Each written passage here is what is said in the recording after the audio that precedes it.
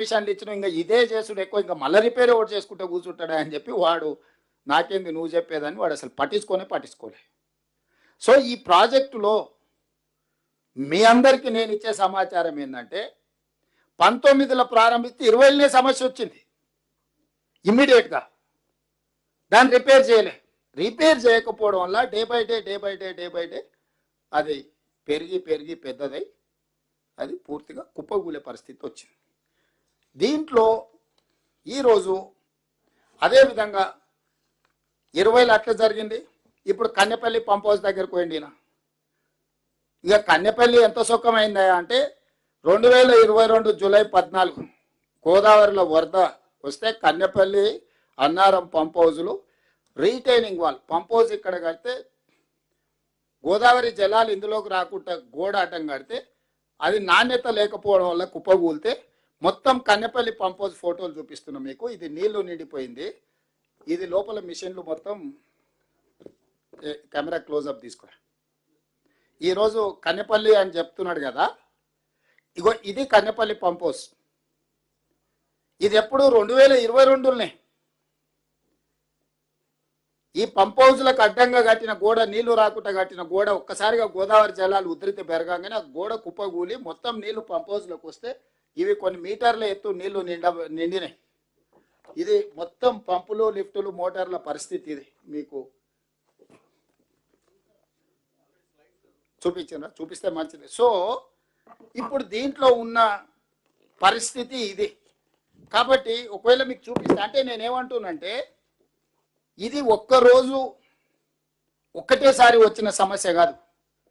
20లో బ్యారేజ్ల దగ్గర సమస్య వచ్చింది, 22లో పంప్ హౌస్ల దగ్గర సమస్య వచ్చింది, 23 వరకు పట్టించుకోకపోవడం వల్ల 2023 అక్టోబర్ 21న 4 ఏళ్ళకి అంటే కట్టి మొత్తంలో 7వ బ్లాక్ దగ్గర ఉండే పిల్లర్స్ 19, 20, 21 6 పిల్లర్స్ కూలిపోయినాయి. కూలడానికి కారణం ఏంటంటే నేను ఊరు భాషలో చెప్తా. మనం ఇల్లు కట్టేటప్పుడు ఊర్లో ఉండే మేస్త్రి కూడా బునాది దొంగతాడు. బునాది గట్టివాడే వరకు గుంత దొంగతాడు. ఒకసారి లూజ్ మట్టి ఉంటే బునాది 10 ఫీట్లకు పోతుంది. కింద హార్డ్ రాక్ వచ్చి ఏదన్నా వస్తే మనం 3 ఫీట్లో 4 ఫీట్లో బునాది దోవి దాన్ని ఒక బేస్ చేసి దాని నుంచి పిల్లర్లు లేపుతాం.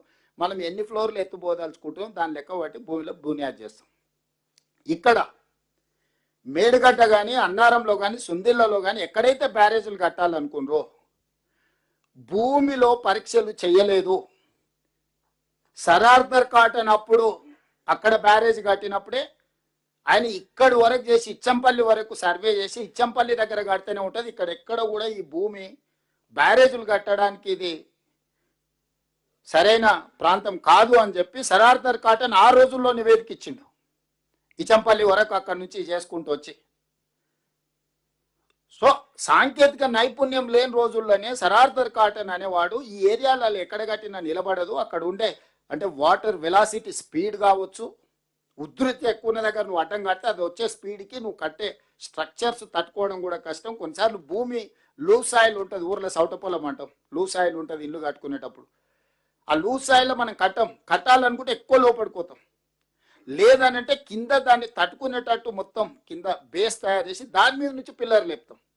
సో ఇక్కడ కేసీఆర్ హడావిడి ఆయనకు అర్జెంటుగా 1000 కోట్లు కావాలి, 2-3 ఏళ్లలోనే దీన్ని మొత్తం చేయాలి, 2-3 వేలలోనే 1000 కోట్లు సంపాదించుకోవాలని తోటి ఆయన బునియాదిలో ఉన్న భూమి యొక్క పటిష్టతను అసలు లెక్క చేయలే. అదే చెప్పిండ్రు ఎక్స్పర్ట్స్. ఈయన ఏం చేసిండు, కొంత లోపలికి పోయిండు, ఇంకా కింద ఇసుకనే ఉంది, ఇక్కడికే ఆపేసి ఇక్కడ నుంచి నిర్మించిండు, అన్ని కట్టేసిండు. ఓదానికోటి లింక్ ఉన్నది కాబట్టి కొంతకాలం ఇట్లా ఆగింది.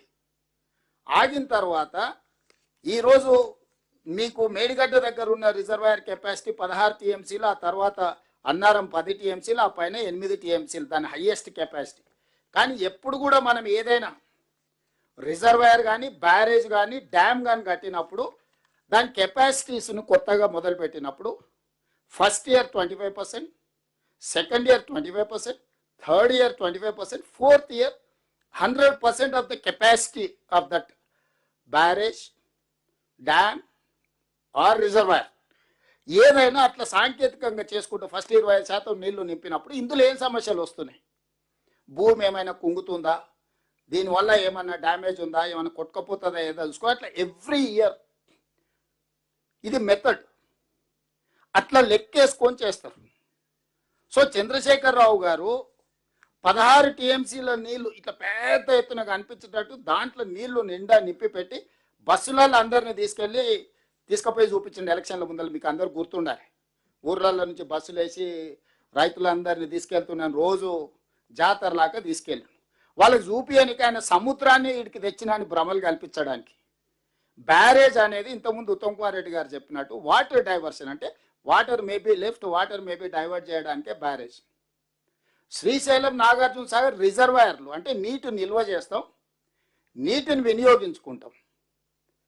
రిజర్వాయర్ ఆర్ డ్యామ్ అంటే నీళ్లు నింపుకొని అవసరం మేరకు కొంత కొంత వాడుకుంటూ ఏ రకంగా తీసుకోవాలో చేసుకుంటాం. బ్యారేజ్ అంటే